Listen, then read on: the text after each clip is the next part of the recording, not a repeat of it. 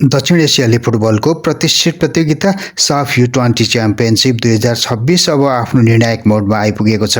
यसपटकको पहिलो सेमिफाइनलमा आगामी अप्रिल 1 मा नेपाली युवा टोलीले बलियो प्रतिद्वन्दी बंगलादेश U20 को सामना गर्दैछ। मालदिप्सको माले स्थित नेशनल फुटबल स्टेडियममा हुने यो खेल दुवै टोलीका लागि फाइनलको टिकट काट्ने अन्तिम अवसर हो। समूह ए को विजेता बनेर सेमिफाइनलमा प्रवेश गरेको नेपाल र समूह बी को उपविजेता बंगलादेश बीचको यो भिडन्त निकै रोमाञ्चक हुने अपेक्षा गरिएको छ। तसर्थ हामी आजको भिडियोमा यो उमेर समूहमा नेपाल र बंगलादेश बीच भएका खेलको विवरण तथा जारी प्रतियोगितामा दुवै टिमले खेलेका खेलका साथमा अप्रिल 1 मा यी दुई टिम बीच हुने खेलको प्री म्याच एनालाइसिस लिएर आएका छौं। त्योभन्दा अगाडि हाम्रो च्यानलमा नयाँ हुनुहुन्छ भने च्यानललाई सब्स्क्राइब गरिदिनु होला अनि पूर्ण जानकारीका लागि भिडियो अन्त्यसम्म हेर्नुहोला।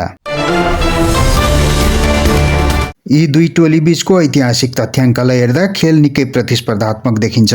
पछिल्ला 3 मुख्य भेटहरूमा दुवै टोलीले 1-1 जित निकालेका छन् भने एक खेल बराबरीमा सकिएको छ। सन् 2024 को अगस्त 22 मा भएको साफ U20 को खेलमा नेपालले बंगलादेशलाई 2-1 ले पराजित गरेको थियो भने 2022 को AFC U20 छनौटमा बंगलादेशले नेपाललाई 3-0 को फराकिलो अन्तरले हराएको थियो। त्यसैगरी 2022 कै साफ U19 को भेटमा भने दुवै टोलीले 1-1 को बराबरी खेलेका थिए। यी नतिजाहरूले के स्पष्ट पार्छ भने जब यी दुई देश मैदानमा उत्रिन्छन् नतिजा अनुमान गर्न निकै कठिन हुन्छ। यस प्रतियोगितामा नेपालको प्रदर्शन निकै स्थिर र प्रभावकारी रहेको छ।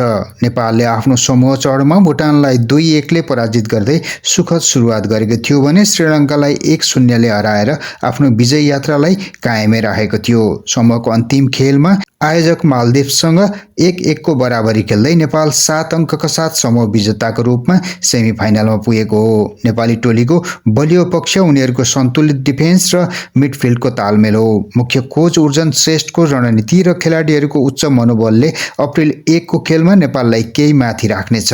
अर्कोतर्फ साबिक विजेता बंगलादेश पनि यो पटक उपाधि रक्षा गर्ने दाउमा छ। बंगलादेशले आफ्नो पहिलो खेलमा पाकिस्तानलाई 2-0 ले हराउँदै बलियो उपस्थितिको संकेत दिएको थियो। समूह चरणको अन्तिम खेलमा भारतसँग 1-1 को रोमाञ्चक बराबरी खेलेपछि बंगलादेश समूह बी को उपविजेताको रूपमा नेपालसँगको भेट निश्चित गरेको हो।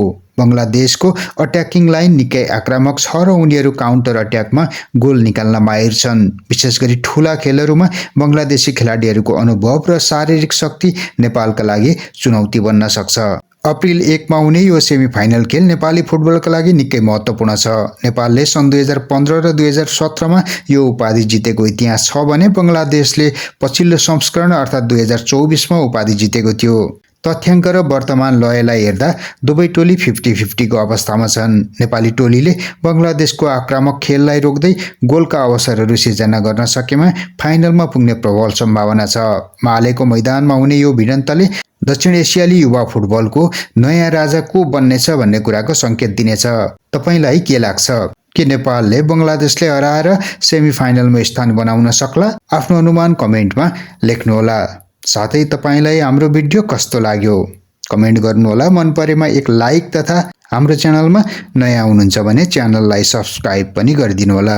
भिडियो हेरिदिनु भएकोमा तपाईलाई धेरै धेरै धन्यवाद।